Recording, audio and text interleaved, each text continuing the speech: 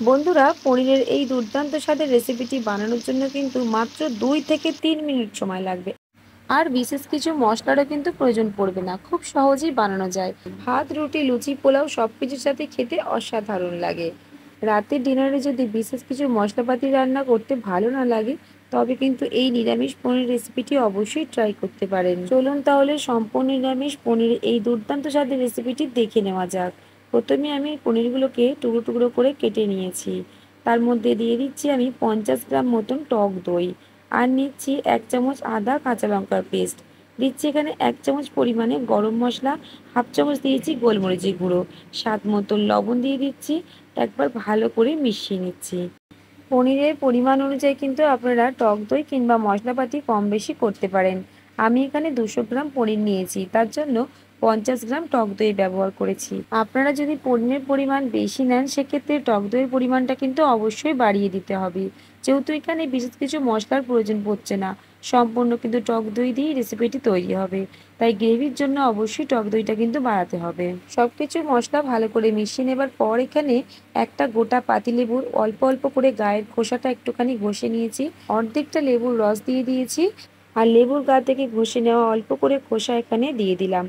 খুব ভালো করে ম্যারিনেট করে নেবার পর 30 মিনিট কিন্তু আপনারা এটা রেখে দিতে পারেন, কিংবা আবার নাও রাখতে পারেন। আমি যেরকম আজকে এখানে কোনো রকম ম্যারিনেট করে রেখে দিচ্ছি না। চটপট করে ফ্রাই প্যানের মধ্যে নিয়ে নিয়েছি আমি 2 টেবিল চামচ পরিমাণে সাদা তিল, সামান্য একটু গোটা জিরে, আর নিয়েছি গোটা গরম মশলা, দারচিনি, এলাচ, লবঙ্গ, গোলমরিচ আর একটা তেজপাতা দিয়ে একটু নাড়াচাড়া করে নিয়েছি। যখন দেখবেন এর থেকে একটা মিষ্টি গন্ধ বেরিয়ে আসছে, এবার ম্যারিনেট করে রাখা পনিরটা এখানে দিয়ে দিলাম। পনিরটা যেই বাটির মধ্যে ম্যারিনেশন করেছিলাম, অল্প পরিমাণে ধুয়ে সেই জলটাও এখানে দিয়ে দিয়েছি। এখানে কিন্তু আর কোনো রকম জলের প্রয়োজন পড়বে না। গ্যাসের আঁচটা কিন্তু একেবারে মিডিয়াম টু লো করে দিয়ে একটু নাড়াচাড়া করে মিশিয়ে নেবার পর যখন হালকা করে ফুটে আসবে, দিয়ে দেবো স্বাদ মতন চিনি। যেহেতু এখানে টক দই দিয়ে রেসিপিটি তৈরি হচ্ছে, চিনিটা অবশ্যই দেবেন, স্বাদটা কিন্তু ব্যালেন্স করবে। এবার গ্যাসের আঁচটা মিডিয়াম টু লো ফ্লেমে 1 মিনিটের জন্য ঢেকে রান্নাটা করে নেব। সব থেকে সহজে আর সব থেকে কম মশলা দিয়ে যদি কোনো কিছু রান্না করে নেওয়া যায়, তাহলে কিন্তু পনিরের এই রেসিপিটি অবশ্যই ট্রাই করবেন।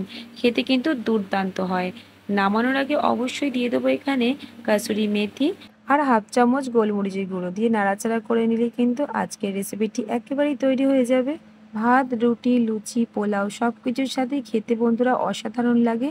অবশ্যই বাড়িতে একবার ট্রাই করে দেখবেন। যদি বাড়িতে বানান অবশ্যই কমেন্ট বক্সে জানাতে একেবারেও ভুলবেন না যে খেয়ে আপনাদের কেমন লাগলো। আর আমার আজকের এই ভিডিওটি আপনারা কে কোথা থেকে দেখছেন অবশ্যই জানাবেন। আর আপনি যে আমার এই ভিডিওটা দেখছেন, আপনি যদি আমার চ্যানেলের নতুন বন্ধু হয়ে থাকেন, অবশ্যই চ্যানেলটাকে সাবস্ক্রাইব করে নিয়ে আমার পাশে থাকবেন। পাশে থাকা বেল আইকনটি অবশ্যই প্রেস করবেন, তাহলে যখনই আমি নতুন কোনো ভিডিও আপলোড করব সর্বপ্রথম আপনাদের কাছেই পৌঁছে যাবে। যদি ভিডিওটি ফেসবুক পেজ থেকে দেখে থাকেন, পেজটিকে অবশ্যই ফলো করে নেবেন। আজকের মতন তাহলে আসি, আবারও দেখা হচ্ছে অন্য কোনো রেসিপি নিয়ে।